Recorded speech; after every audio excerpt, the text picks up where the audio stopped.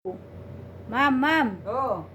Unsay imong maistorya atong matod pa sa DTI nga maigo ba ang 500 pesos sa Noche Buenas? Noche Buena. Noche Buena. Noche Buena? Okay. So, maigo ba ang 500 pesos for the Noche Buena?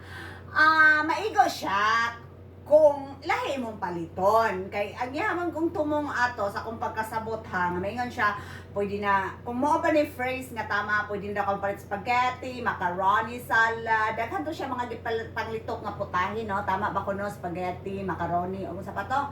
Ham, okay. Ay, kung kanang mga variety, dili jud maigo, no? Kung i-pinpoint nato sa iyang gipamulong, kung tama niyang gipamulong, which is ang 500 dili jud maigo ato sa maigo ano imong 500 sa mga macaroni, ham, spaghetti. Pwede maigo siya kung palit ka dito. Ako lang inimsay sa gaisano, baka di ba naman ay gaisano nga takos-takos, isa ka takos.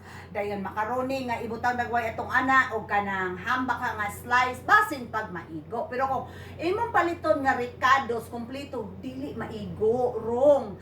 Pero ang kung i-cite nato sa lain nga example nga maigo ba ang 500 for the Noche Buena? Yes, maigo kung mopalit kag isa ka kilong baboy, panagulan nimo bombay ug ahos, panakot. Mora, maigo gina dayon. Di na lang ka mag-check ka ana mga ketchup, palit ka tong ketchup na managway na para baka ron nang tag ketchup nga ipangbaat anang kuan den tuyo baat pud maigo na siya siguro kanang 500. Again sa iyang gipamulong nga daghan kay siya putahe. No, dili to maigo. Naay recipe siguro nga maiguan again pag humba. Okay, so kato si Madam ambot og naon sa kadam inaot lang unta nga imo pa nang dagdagan ng imong 500 pesos nga imong gipanghuna-huna kay murag maglisod galitag pakaon og 2,000, no? So kana pa kang 500 pesos. So mao na to ako maistorya. Again is maigo sa lain putahe but not the variety of putahe nga iyahang ginaingon. Okay. Thank you very much. Bye-bye.